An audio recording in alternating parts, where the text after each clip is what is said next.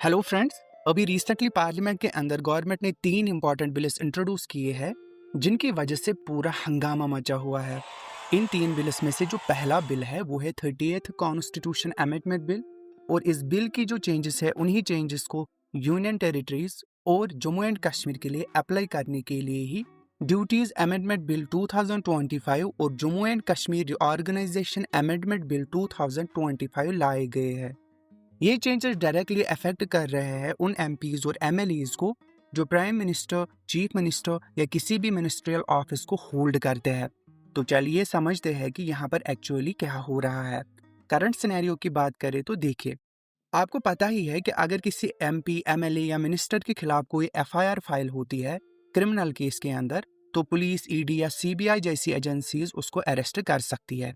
Article 22 के हिसाब से किसी भी अरेस्टेड पर्सन को 24 आवर्स के अंदर मजिस्ट्रेट के सामने प्रेजेंट करना होता है और जिस केस के लिए एमपी, एमएलए को अरेस्ट किया गया है उस केस की सुनवाई भी होती है। लेकिन इंटरेस्टिंग बात यह है कि केसेस लंबे चलते हैं, मतलब डिसीजन आने में मंथ्स या कभी ईयर्स भी लग सकते हैं।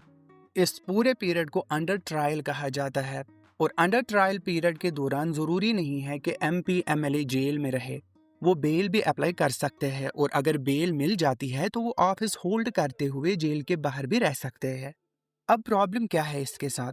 आज की डेट में सिचुएशन ये है कि अगर पीएम, सीएम या किसी मिनिस्टर के खिलाफ कोई केस चल रहा है तो डिसीजन आने तक वो अपने ऑफिस में बने रह सकते हैं और अगर केस का जजमेंट आता है और 2 या 2 से ज्यादा साल की सजा मिलती है तो एमपी, एमएलए ऑटोमेटिकली डिस्क्वालीफाई हो जाते हैं। मतलब अगर कोई सीरियस केस चल भी रहा हो तो मिनिस्टर्स अपना ऑफिस काफी लंबे टाइम तक होल्ड कर सकते हैं, कभी कभी ईयर्स तक। ये सिचुएशन काफी लोगों को कंफ्यूजिंग और प्रॉब्लमेटिक लगती है क्योंकि प्रिंसिपल था इनोसेंट अंटिल प्रूवन गिल्टी, लेकिन प्रैक्टिकली मिनिस्टर्स तब तक ऑफिस होल्ड कर सकते हैं जब तक कोर्ट का फाइनल जजमेंट नहीं आता।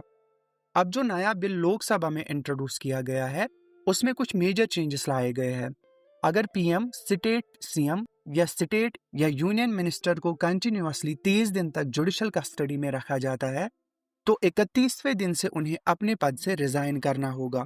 अगर वो खुद रिजाइन नहीं करते तब भी उनका रेजिग्नेशन ऑटोमेटिक माना जाता है। इसका मतलब यह है कि 30th कॉन्स्टिट्यूशनल अमेंडमेंट बिल के थ्रू पीएम, सीएम और मिनिस्टर्स के लिए एक तरफ फोर्स्ड रेजिग्नेशन इंट्रोड्यूस किया गया है। अब ये बिल काफी कंट्रोवर्शियल है क्योंकि अब तक माना जाता था कि इनोसेंट अंटिल प्रूवन गिल्टी, लेकिन इस बिल के हिसाब से जजमेंट आने से पहले ही मिनिस्टर्स को फोर्स्ड रेजिग्नेशन देना होगा, जो अपोजिशन और कई लीगल एक्सपर्ट्स को अनकॉन्स्टिट्यूशनल और अनफेयर लग रहा है। अब हम यहाँ पे बात करते हैं that which articles are affected. इस बिल के थ्रू ये कॉन्स्टिट्यूशनल आर्टिकल्स अमेंड हो रहे हैं। कौन से? आर्टिकल 75 जो यूनियन मिनिस्टर्स और प्राइम मिनिस्टर के लिए है, आर्टिकल 164 जो स्टेट मिनिस्टर्स और चीफ मिनिस्टर्स के लिए है, आर्टिकल 239 AA जो दिल्ली के मिनिस्टर्स के लिए है। तो आर्टिकल 75 जो है उसमें लिखा गया है कि union ministers and PM hold office during pleasure of president, और आर्टिकल 164 की बात करें तो state ministers and chief minister hold office during the pleasure of governor. Article 239 AA की बात करें तो Delhi ministers hold office during pleasure of president. अब इस बिल के थ्रू 30 दिन कंटिन्यूअस जुडिशल कस्टडी का कंडीशन हर आर्टिकल में ऐड कर दिया गया है और इस वजह से पूरा पॉलिटिकल और कॉन्स्टिट्यूशनल डिबेट शुरू हो गई है। अब अगर हम आर्गुमेंट्स की बात करें तो गवर्नमेंट का स्टैंड पॉइंट ये है कि हमने बिल इसलिए लाया है ताकि कॉन्स्टिट्यूशनल मोरालिटी को अपहोल्ड किया जा सके। मिनिस्टर जिनके ऊपर सीरियस क्रिमिनल चार्जेस चल रहे हैं वो ऑफिस होल्ड ना करे। अपोजिशन का स्टैंड पॉइंट ये है कि ये बिल इजीली स्टेट गवर्नमेंट को कोलैप्स करने के लिए एक मिसयूज हो सकता है।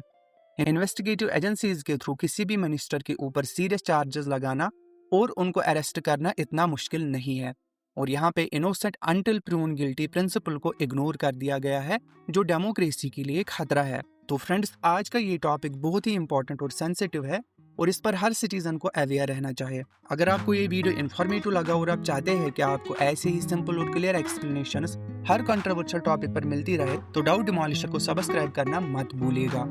Thanks for watching and supporting Doubt डिमोलिशर।